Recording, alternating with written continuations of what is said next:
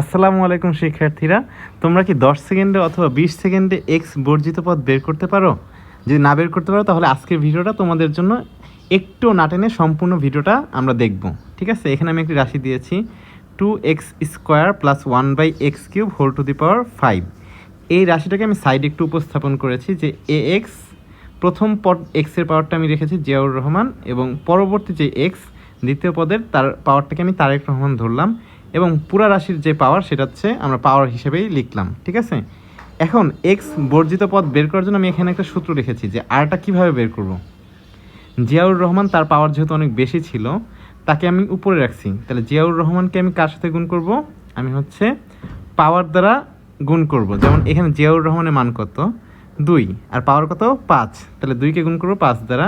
আর নিচে জিয়াউর রহমান আর তারেক রহমান যেহেতু বাবা এবং ছেলে, তাদের মধ্যে একটা যোগ স্থাপন করছি, সংযোগ স্থাপন করেছি এখানে আমাদের।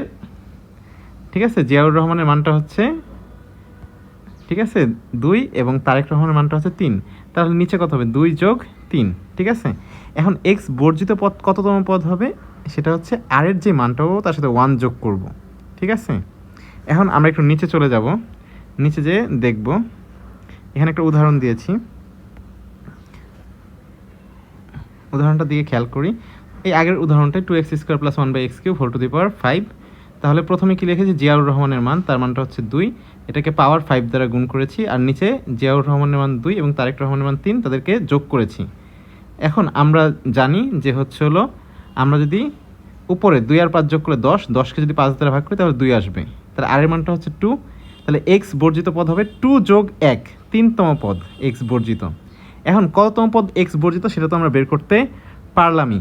এখন আমরা বের করব হচ্ছে হলো এক্স বর্জিত পদের মানটাই। এখন এই ক্ষেত্রে সাধারণ পদের ক্ষেত্রে একটা সূত্র আছে, সাধারণ পদের সূত্র NCR, প্রথম পদ টু দি পাওয়ার n-r, দ্বিতীয় পদ টু দি পাওয়ার r। আশা করি তোমরা এই সূত্রটা দিয়ে যে কোনো পদ বের করতে পারবে। চলো আমরা দেখি। ওকে, এখন এখানে আমরা এক্স বর্জিত পদটা বের করব।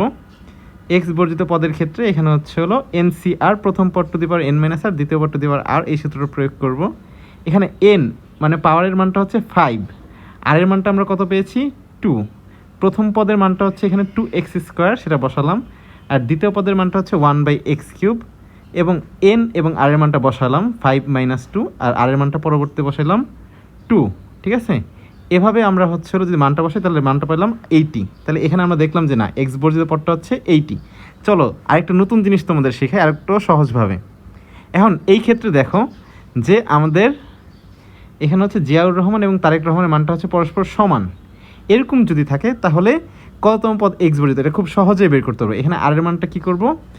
এই যে পাওয়ার যেটা আছে সেটাকে হচ্ছে আমরা 2 দ্বারা ভাগ করব, তাহলে আর এর মানটা হয়েছে 3, তাহলে এক্স বর্জিত পদটা হবে 3 + 1তম পদ, মানে 4তম পদ।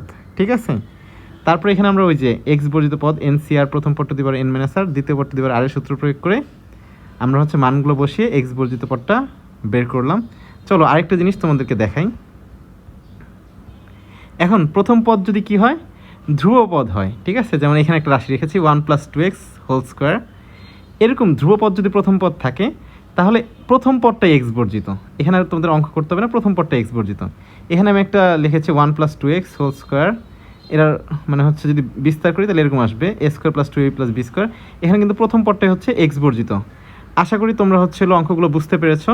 তোমরা যদি এরকম আরও জিনিস, নতুন ট্রিক্স জানতে চাও তাহলে কমেন্টে জানাবে, এবং অন্য কোনো টপিক জানতে চাইলেও আমাকে কমেন্টে জানাতে পারো।